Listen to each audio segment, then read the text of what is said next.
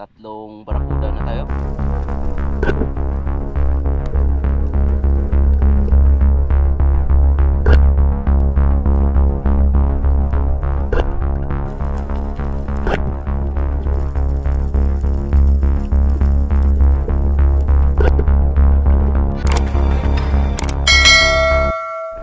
Isang mapagpalang araw mga kaspero.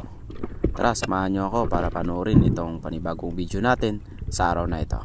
Napakaganda ng tubig dito sa tabi mga kaspero. Napakalinaw ng tubig. Sana ganito rin sa laot para mas madali tayong makapag-hunt ng mga pelagic ngayong araw. Let's go mga kaspero. Reload na tayo ng gun para ready na pag may makita tayong isda habang naglalangoy palaot.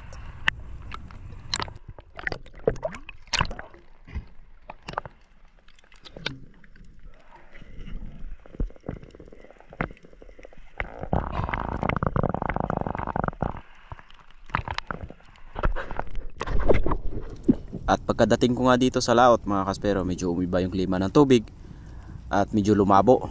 Yung pinakailalim lang yung medyo malinaw na parte. Kaya ito, pagtiyagaan na lang natin at sana makahuli tayo ng malaking isda ngayong araw na to mga kaspero. Pero yung hunting natin ngayon is mga pelagic.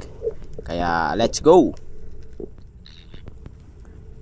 At sa time na to dumapa ako sa buhanginan. And kung napapansin nyo, around 21 meters na itong dinadapaan ko mga kaspero.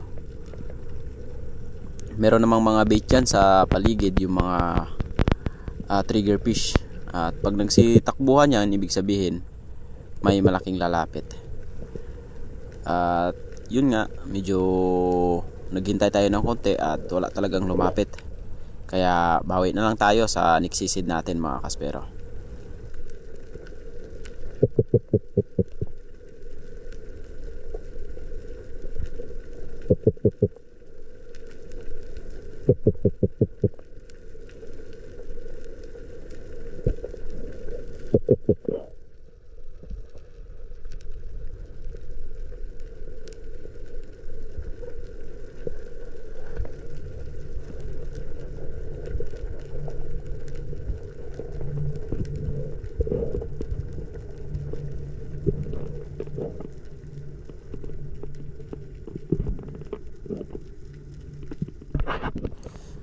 Dahil sa lakas ng agos, napadpad tayo dito sa may bahura mga kaspero. Yung lalim nito around 18 lang. Ayan, kung napapansin nyo, sobrang dami talaga ng mga pakpakan o kaya trigger fish. At patingin-tingin ako sa paligid, baka may lumapit na barakuda. At wala. Pero nung paglingon ko sa likod, yung sa may bato na malaki, nandun pala yung barakuda mga kaspero. Kaya umikot ako at naiba na yung posisyon natin gawa ng malakas yung agos. Umupo ako mga kaspero ng nakaharap sa likod. At buti lumapit yung barakuda at sininyasan natin o squid sign na yung gamit natin para mas effective kasi ito. Lalo lang sa mga barakuda mga kaspero. Ayan, kung napapansin nyo yung bato na yan, nandun yung barakuda. Kaya umikot ako. Ayun, nung tiningnan ko siya, nandun siya sa unahan. So yung agos pasalubong sa akin. Kaya tumayo ako at squid sign ng kamay para lumapit. At ito yung nangyari mga kaspero.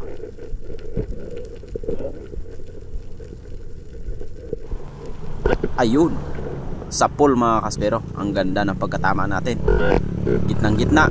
Kaya walang kawala ito mga kaspero. At tagos naman yung shaft natin. Good size na rin itong barakuda. Umabot na rin ito ng 6 kilos mga kaspero.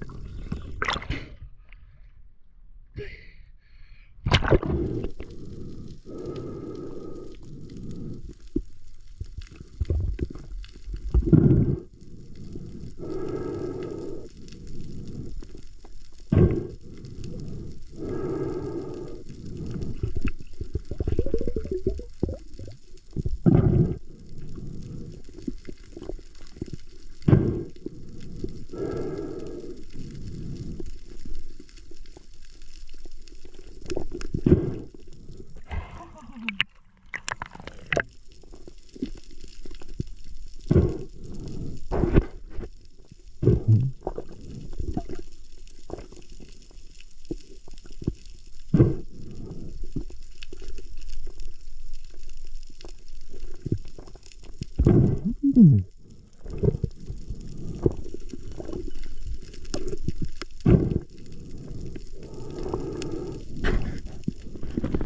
ko ma-secure yung barakuda ko, nakapana rin si Bro Kevin ng isang barakuda na mas malaki. Sumabit yan mga kaspero yung tali niya at malakas yung agos. Buti nasa unahan ako at nakuha ko. Yun nga lang, hindi ko nakuha ng video, pero hindi ko na sinecondshot. At nung nasa taas na nakita ko yung tama, nasa tiyan na part, itinusok ko na lang ng pana ko. Ayan mga kaspero. Hindi na sana. Gusto ko sa gitna. Pag ganun sakit ang lakas ng agos. Hindi ko pinana nung tinanggal ko. Kinapitan ko lang yung kwan. Buti hindi ka tinagat. Ha? Hindi tinagat.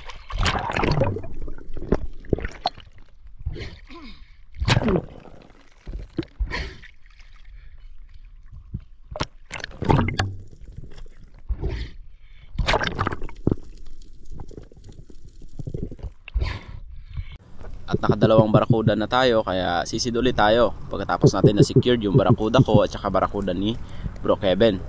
Same spot pa rin, sa unahan lang to ng pinanaan natin ng barakuda. Kaya hintay-hintay lang tayo, baka may lumapit pa uli na barakuda. Dahil sa spot na to, pag malakas yung agos, number 1 na lumalapit sa atin is barakuda at GT. Kung napapanood nyo yung mga upload ko dati sa Dilapas, Batangas, napakaraming barakuda, GT yung lumalapit dito. Kaya ayan, nakapesto na tayo, hintay pa rin tayo at mag fish call. At sa di kalayuan may lumapit mga kaspero, at eto talagang lumapit. Kaya ayun, ang ganda ng pagkatama natin, sapol na sapol mga kaspero. Ayun kaya walang kawala ito. At meron na tayong second barakuda. So bali 3 na yung barakuda natin plus kay Master Kevin.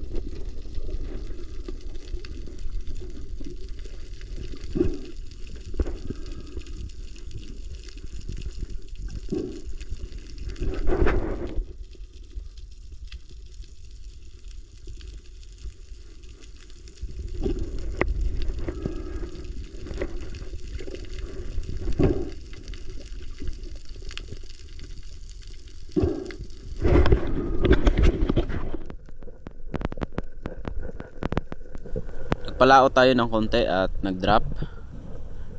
Medyo malalim itong dinapaan ko. Umabot na ito ng 23 meters mga kaspero. Habang nakadapa ako sa ilalim, tingin ako sa unahan, sa gilid. Ngunit wala akong nakita mga kaspero. Ngunit nung tumayo na ako, tiningnan ko sa taas na part, nandun yung King Mac mga kaspero. Nasa taas siya. Kaya yung ginawa ko, pinuntahan ko, tsaka hinabol, squid sign. Kaso lang mailap talaga itong King Mac na to, kaya hayaan na natin. Makikita pa rin natin yan sa next dive natin mga kaspero.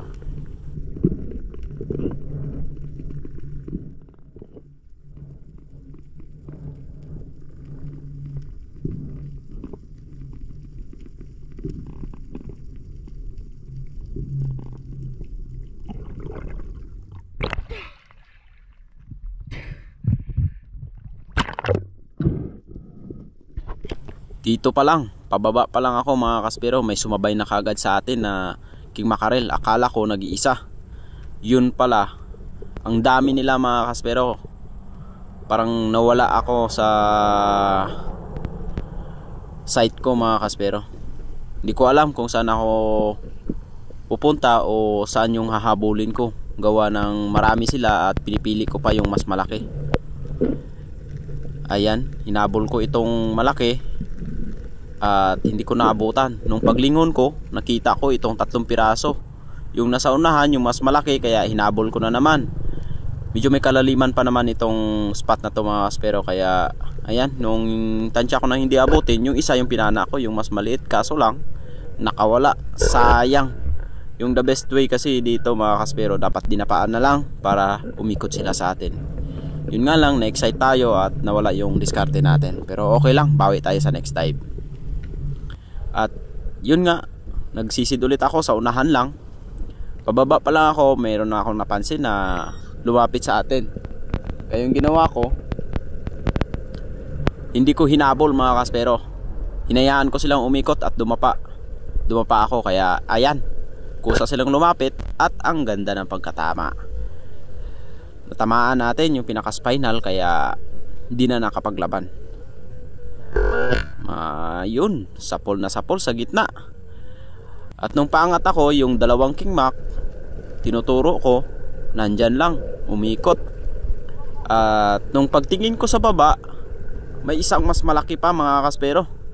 Yun nga lang, nakapana na tayo ng isa. Yung napana natin, umabot ito ng 6 na kilo. Kaya goods na rin, dahil nakahuli tayo ng king mac. Sayang nga lang yung mga nakita nating iba, pero okay lang, babalikan natin yan next day. At ipapakita ko pa rin sa inyo kung paano ko papanain yan mga kaspero.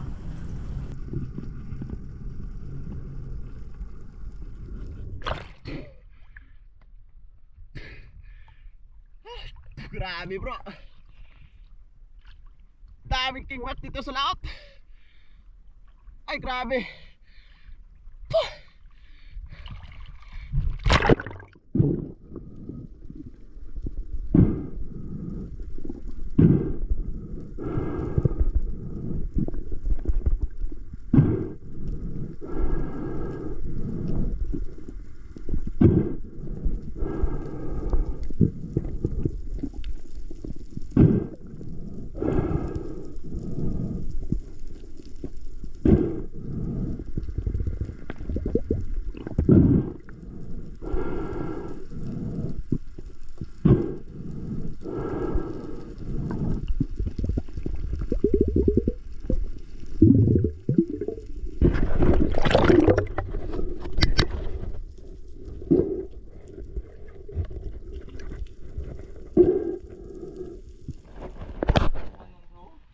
Nakatatlong barakuda na tayo, bali 4 na pala.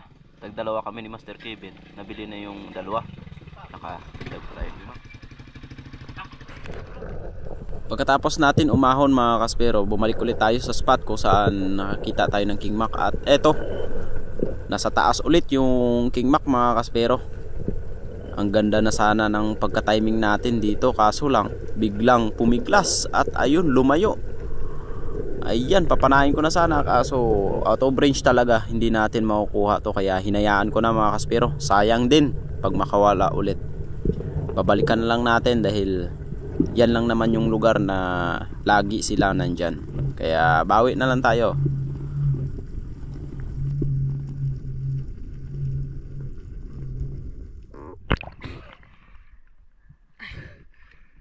Sumisid ulit ako sa unahan lang mga kaspero. Medyo may bahura na dito sa part na to. Yung nakitaan natin ng king mac, buhangin lang doon at saka may kaunting bato. At dito dumapa tayo. Kung mapapansin nyo, malakas talaga yung agos dito mga kaspero. At labas talaga yung mga barakuda, king mac at saka GT. Yun nga lang, sa time na to wala tayong nakitang GT. At dito naghintay pa ako ng kaunti. At eto yung lumapit. Isang great barakuda na naman mga kaspero. Kaya targetin na natin, mabait naman. At ayun, sapol sa gitna. Dagdag sa huli natin mga kaspero, isang barakuda ulit. Kaya goods na goods yung mga huli natin ngayong araw mga kaspero.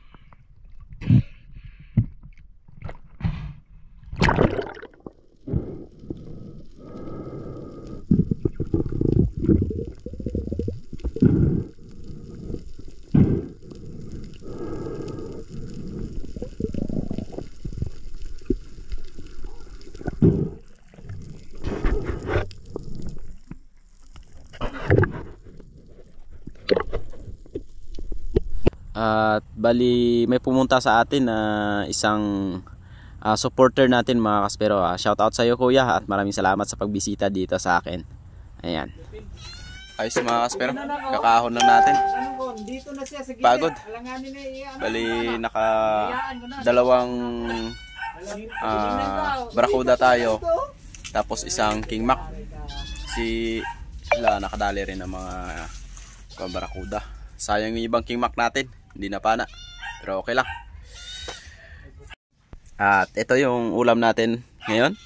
Meron tayong lechon. Ayan o. Nahuli sa laot. Nahuli sa laot. At saka yung niluto ni Bro Ryan na bayang o giant Toblerone. Oh, sarap niyan.